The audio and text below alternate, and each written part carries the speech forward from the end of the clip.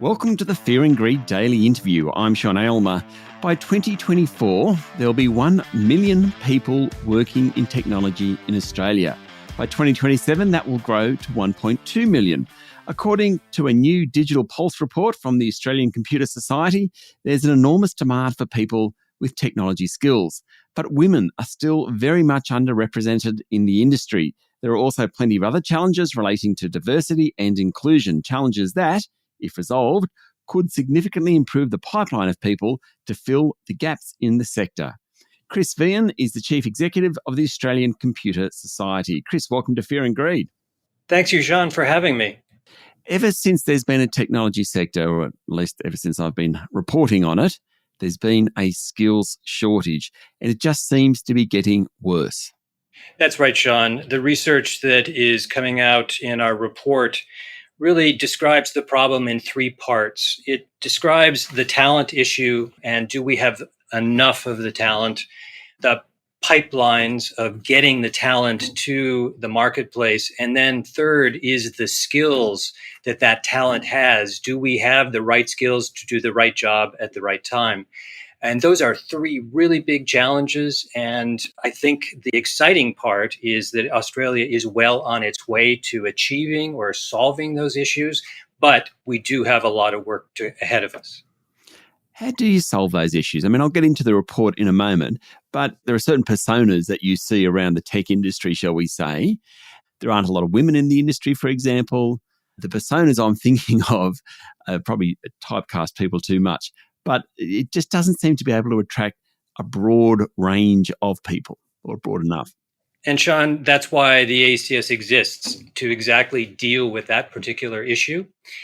And let me say that on the first point of diversity, equity, and inclusion, you're exactly right. We have a lot of work to do with women. The good news is that it's improving, not enough, but it is improving.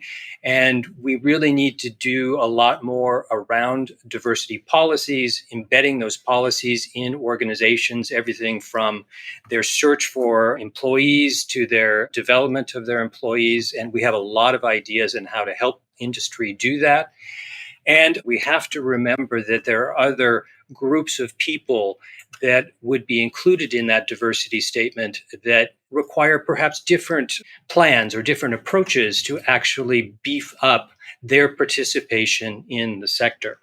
I think from a pipeline standpoint, Australia has always had a strong educational pipeline of talent. Yep. The problem is that it's just not producing enough. And there are ways that we can work with teachers and from K to 12 to the graduate level to really help the students become excited about technology and also develop the necessary skills that they will need. Traditionally, Australia has also looked toward the foreign markets, migrants specifically, as a way to offset the lack of tech talent grown domestically. And while that is a really good and has been a successful pipeline, we really need to look holistically at the issue and make sure that we're not focusing just on one or the other, but actually looking at what a balanced approach would be to the pipelines. And then the last point I'd make is on the skills.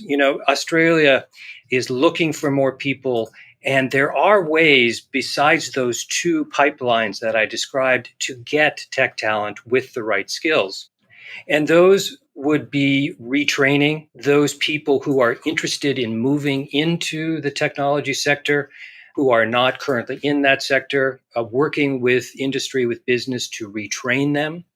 For those people who are in the sector already, we can work with them to upskill them in order to be able to handle the newer technologies perhaps coming out, artificial intelligence, quantum computing, whatever it may be. But I think we shouldn't forget that vocational training is an important aspect to our strategy. And it's a little disheartening, I must say, to see the drop in TAFE registrations in this particular area, almost a 50% drop since about 2016, if I remember my data correctly. And that to me is an indication that we have a lot of work to do to really help people maybe at the beginning part of their journey to go into the tech field. So again, a lot of opportunity there. And we at ACS, along with our partners in Australia, are working to develop a whole bunch of solutions or approaches to those problems. So full disclosure here from me, I actually have an interest in a cyber training company. So, and it's not involved in the TAFE system or the university system. It is a vocational company. What we have found in that company is that there are a lot of people who do train for something and then, decide to retrain in technology, and then we help place them. They are great applicants. People love people who have other skills and then train in technology. That's what we've found anyway. Absolutely. And I think it's the beauty of being a technologist. We oftentimes think of technologists around what we do. We're a coder, as an example. Yep. But really what technology is about is a different way of problem solving. It's a different way of thinking. And when you can excite people who are interested in kind of pure technology, but also doing adjacent fields like user design or something else, and you teach them that rethinking or that problem solving, it's wonderful seeing their eyes light up, and it's wonderful to see what they can accomplish. Stay with me, Chris. We'll be back in a minute.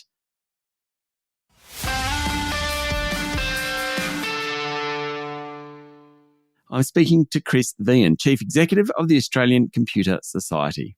Also, what's it mean for wages? I mean, we have such a shortage. We need the skills. We need to expand, as you said, to include more people. Hopefully we'll get more overseas talent coming. But all this together, it's going to potentially be quite a wage-driven sector. Absolutely. I think, in one sense, we're experiencing the classic economic problem of greater demand than supply. And as a result of that, the wages are rising because there just aren't enough people to fill those positions. And what's happening is that market failure, if you will, is happening around the world. So it's not just Australia who faces that issue. It's my home country of the US. You see it in Africa, you see it in Asia, you see it everywhere. So the challenge is that Australia is now competing against all countries around the world for a very limited set of technology talent. Again, that's yet another pressure on wages because we need to up our game if we're going to attract others from other parts of the world to come to Australia and work here. And the last part I would say is COVID, as horrible as it was, when it comes to technology, really forced all sectors, all businesses, education institutions, changed the very nature of their existence, of how they work, how they operate. And as a result, people now recognize the value of technology talent in a different way, or at least a level that they never had before. And as a result of that, we really didn't value our tech talent before COVID, and now we do. So there's three very good pressures on wages, and I don't see those pressures going away in the short term. In a sense, we've been talking about this from the candidate's perspective. If I'm a business and I know I need from security through to artificial intelligence, through to better using data, what should I be thinking about as a business owner? What's the first step and the second step I need to take to embrace what you're talking about? Well, I think it all goes back to strategy and what is it that you're trying to accomplish. And always technology follows business need. So once you have a clear understanding of the market you're going after or the change that you want to effect, you then start thinking about what technologies will help you get there. And I think the first thing is that business needs to start placing some bets on what that technology may look like. Certainly artificial intelligence, and we could spend several podcasts just talking about the good, the bad, the ugly of artificial intelligence. But it's clear that it is fundamental to the future of business in Australia and everywhere. So if a business is going to take a bet and use artificial intelligence as part of its strategy, then we need to start figuring out what initiatives would be required to effect that, and most fundamentally, then, what your technology talent strategy is. What has happened now is that the tech talent is the major part of an organization's supply chain and therefore needs to be managed or viewed, operated appropriately. So, all of that said, there are 3 or 4 very distinct things that a business needs to do, and it needs to be abundantly clear about all of that. And then going back to the diversity, equity, inclusion, I would say that they need to wrap that with the idea that they need to look broadly and deeply around sources of that technology talent. Okay. Now, I've got to ask you, Chris, you have a great career. You've worked under different presidential administrations in the US, Ronald Reagan, George Bush Sr., and Barack Obama. You find yourself as the CEO of the ACS. How did that happen?